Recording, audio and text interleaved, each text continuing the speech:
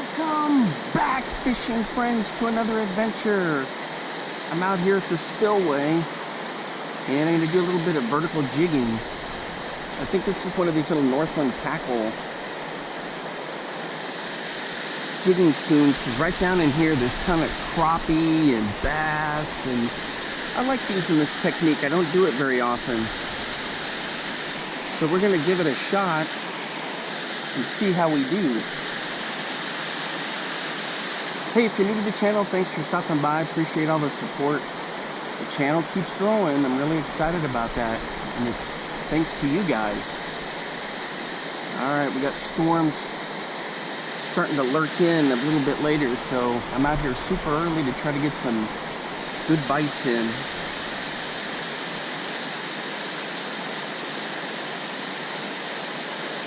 So I just jig it up and down, and I made videos before where I've caught, you've seen me catch a bunch of fish. Then I'm going to bounce some stuff along that little beach there, some Ned rig stuff a little bit later.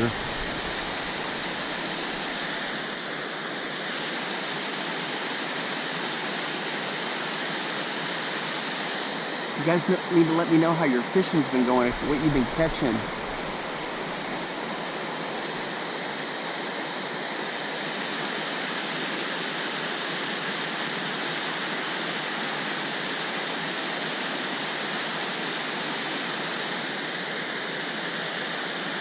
Check out that log jam. That's interesting.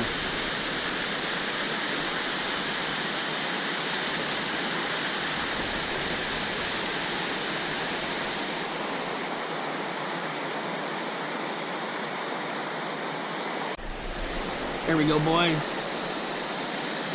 Upsy daisy. Let's get to our little platform here so I can move. Oh, not bad. It's a little smallie. That's pretty cool.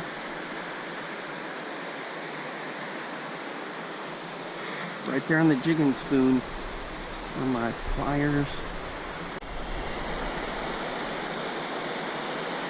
Alright guys, there he is. Not very big, but it's a good little fish. There he goes. Awesome. Let's keep it going. Alright guys, next up is a cotton cordell jigging spoon, and I put a little crane swivel on there to give it a little bit more action when I twitch it.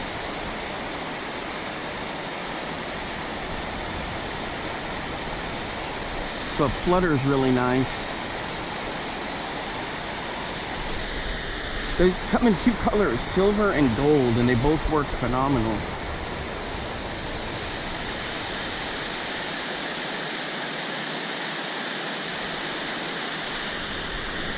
So there's a little outflow right below me, so I just keep popping this up and down.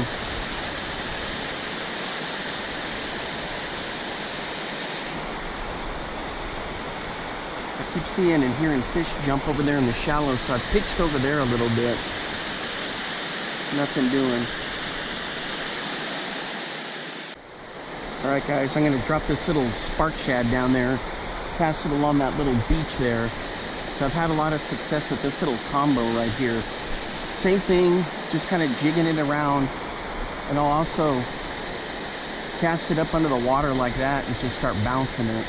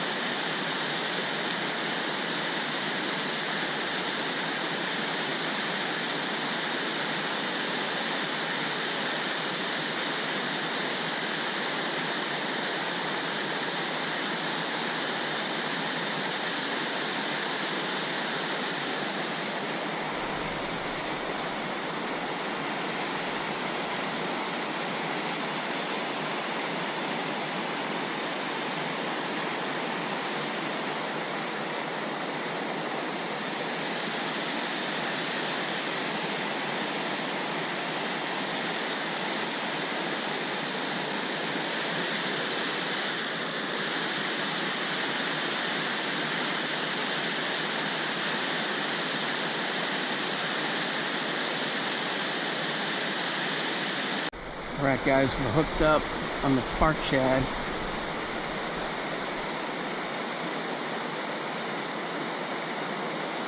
Just kind of over under that tree.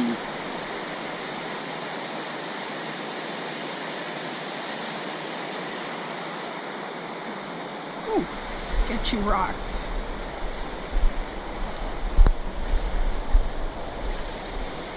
My knees can't handle this. Oh, looks like a good fish. There we go. Man, that's a nice fish right there.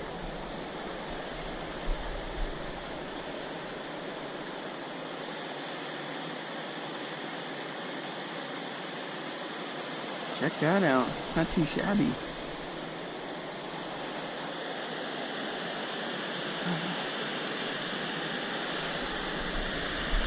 I gotta get some pictures of this guy.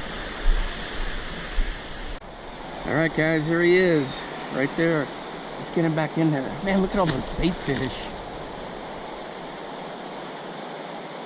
I've been running through there along the wall and I haven't been able to get anything. Alright, let's keep it going with that Sparkshad. There it is guys, just on a little ball head jig. So I've been running it through here, then I cast it over there.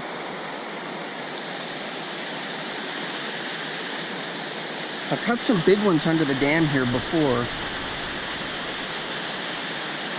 So I start off here, jig it along.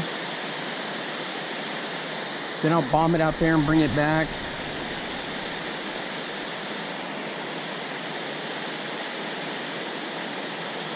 There we go.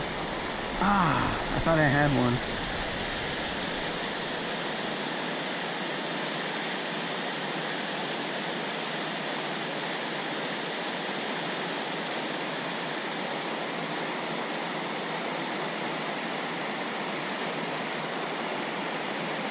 It is so humid out here that just standing here, I'm just oozing.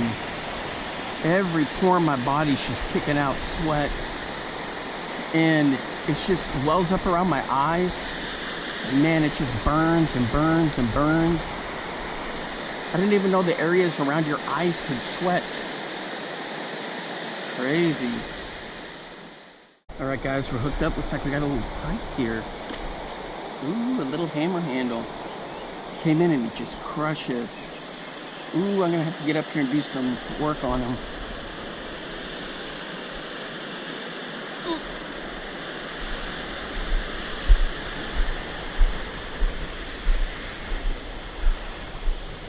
All right, guys, there he is. Let's get him back down in there. There he goes. Well, he was hunting in the shallows down there. Check him out. He just zipped over there. Good stuff. All right, we're making some progress now. Now I'm gonna try some Charlie Brewer stuff, the slider system. All right, guys, here's a little Charlie Brewer slider system. So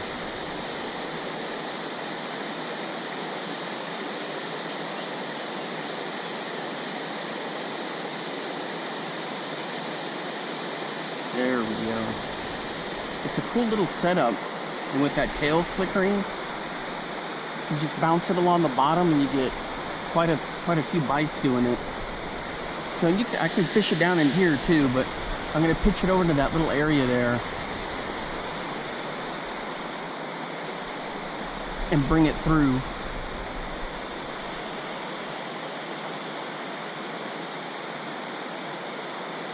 I'm gonna see if I can catch a rock bass.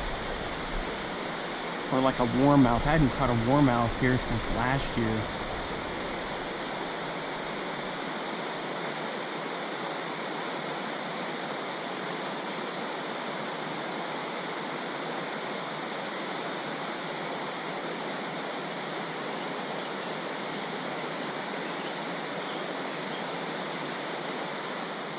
Boys, we're hooked up on the Nico craw. What do we got here?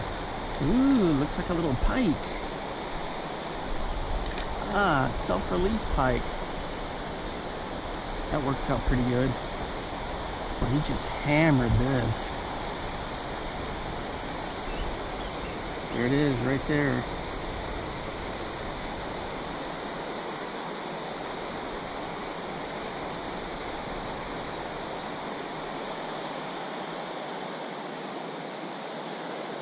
Come on. Nope. There we go.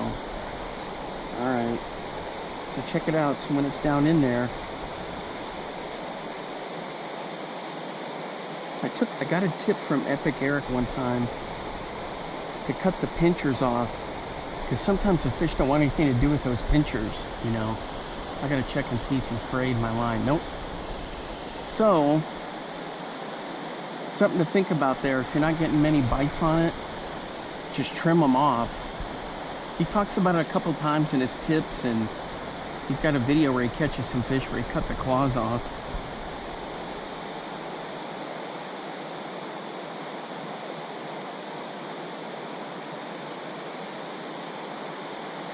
Pretty good tip. But we had that hit, so we're gonna go right back in there and see if we can get something.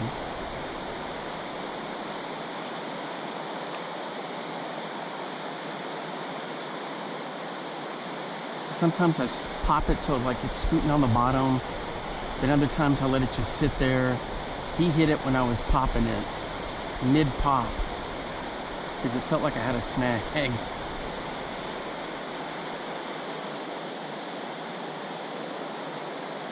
Check out all the bait fish swimming in down there. You can see their flashes. Man, I've tried to get in there with all kinds of stuff to mimic that.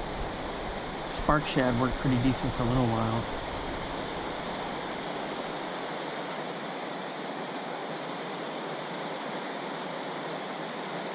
Sometimes you'll see the crappie get in here in a school and get the fish pinched in there, but they hadn't been doing that lately. I think they're worried about these herons and stuff.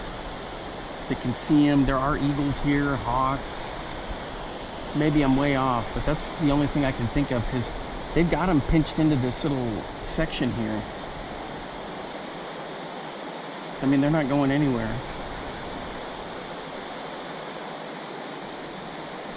Alright guys, that's going to wrap it up for me for today in this session. No crankbaits, no jerkbaits, anything like that today. I was just testing out my little jigging stuff and some of this other stuff I don't get to use very much. But we'll come back and throw some more stuff through here. Alright, until next time, I will see you then. Bye-bye. Now get out there and get your lures wet.